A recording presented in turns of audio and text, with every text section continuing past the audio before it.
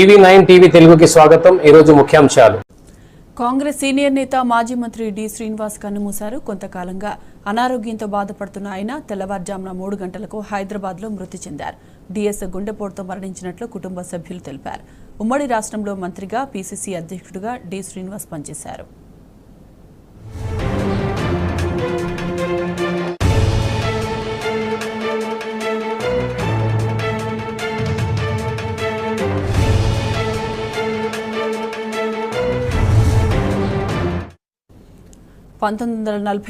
September 27న నిజామాబాద్లో జన్మించిన D Srinivas మొదట యువజన కాంగ్రెస్లో పనిచేశారు। ఆ తర్వాత 1989, 99, 2004లో 3 సార్లు ఎమ్మెల్యేగా గెలిచారు। ఉమ్మడి రాష్ట్రంలో మంత్రిగా పీసీసీ అధ్యక్షుడిగా పనిచేశారు।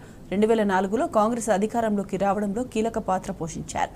టీఆర్ఎస్ కాంగ్రెస్ పొత్తు కుదుర్చడంలో ముఖ్య భూమిక ఆయనదే। సోనియా గాంధీ వీర విధేయుడుగా ఆయన గుర్తింపు పొందారు। బలమైన తెలంగాణవాదిగా ముద్రపడ్డ డిఎస్ తెలంగాణ రాష్ట్రం కోసం హైకమాండ్ ముందు బలమైన వాదనలు వినిపించారు।